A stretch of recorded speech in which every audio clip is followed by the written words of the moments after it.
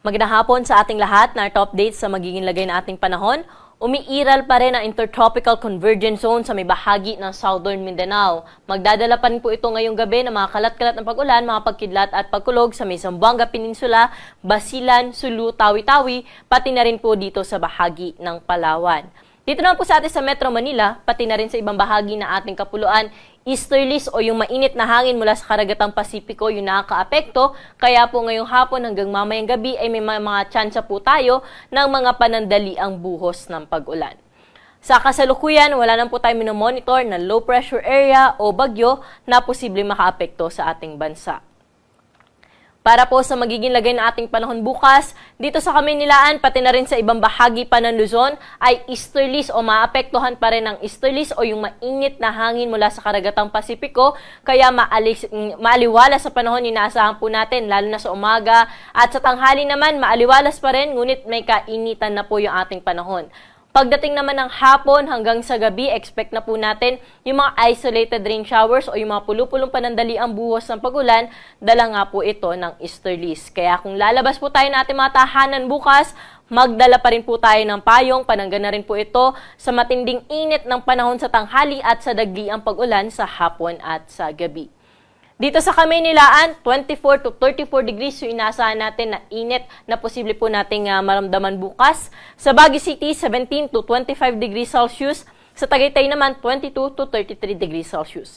Aabot din sa 33 degrees ang maximum temperature sa Lawag at sa bahagi ng Tuguegarao, 26 to 32 degrees naman sa may Legazpi City.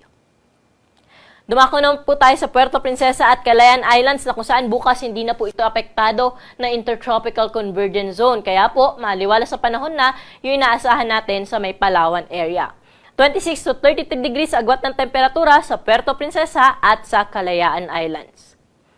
Sa may bahagi naman po ng Visayas at Mindanao, wala na rin po epekto bukas yung Intertropical Convergence Zone. Kaya po ang magiging dominanting weather system na ay yung easterlies na kung saan maapektuhan na nga rin po itong buong bahagi ng Visayas at Mindanao. Ngunit wala po itong dalang malawakang mga pag-ulan, kaya mainit at maalinsangan na panahon din po yung inaasahan natin sa Kabisayaan at sa Mindanao na kung saan yung mga panandaliang buhos ng pag-ulan lamang yung ating babantayan, lalo na po sa hapon at sa gabi.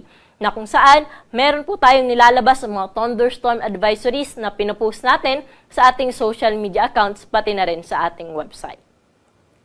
Temperature range po natin bukas sa Metro Cebu ay 26 to 32 degrees Celsius, Iloilo at sa Tacloban, 26 to 33 degrees Celsius.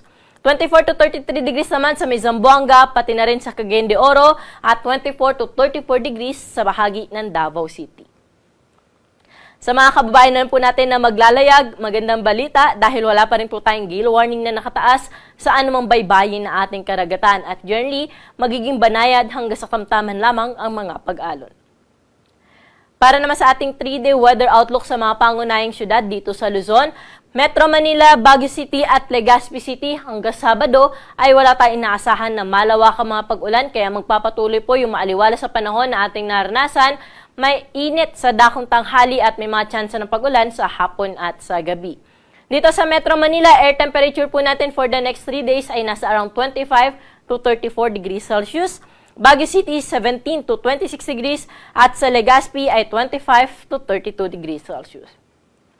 Dumako na po tayo sa mga key cities sa Visayas. Sa Metro Cebu po hanggang Huwebes ay maaliwalas yung panahon na inaasahan natin dyan. Ngunit pagdating ng Biyernes, mataas ang tsansa ng mga light to moderate with at times heavy na mga pag-ulan. Pero pagdating ng Sabado ay improving weather yung condition inaasahan natin sa bahagi ng Metro Cebu. So Iloilo hanggang Sabado ay generally maaliwalas na panahon yung inaasahan natin maliban sa mga thunderstorms sa hapon at sa gabi. Pero sa Tacloban, pagdating po ng Huwebes hanggang Biyernes, may mga naasahan po tayo dyan na mga scattered rains at thunderstorms. Pero pagdating po ng Sabado ay improving weather condition na inaasahan natin sa bahagi ng Tacloban City.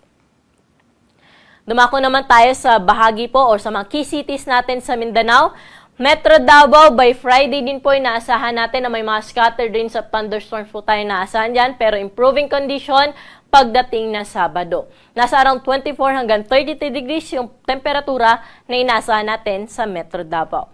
Ganon din po sa bahagi ng Cagayan de Oro, by Friday din po inaasahan natin na posible silang makaranas na may hina hanggang sa katamtaman kung minsan ay malakas na bugso ng pag-ulan. Ngunit sa may Zamboanga po, by Thursday, generally fair weather condition pa inaasahan natin, pero pagdating ng Biyernes hanggang Sabado ay makulimlim na panahon na ang kanilang inaasahan at may kalat-kalat na mga pag-ulan.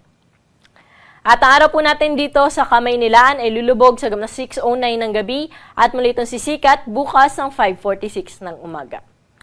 Para sa karagdagang impormasyon ukol sa lagay natin panahon, mangyaring i-like at i-follow kami sa aming social media accounts sa DOST_Pag-asa at bisitahin ang aming website sa pag-asa.dost.gov.ph. At yan po yung latest dito sa Weather Forecasting Center. Ako po si Ana Cloren Horda. Magandang hapon po.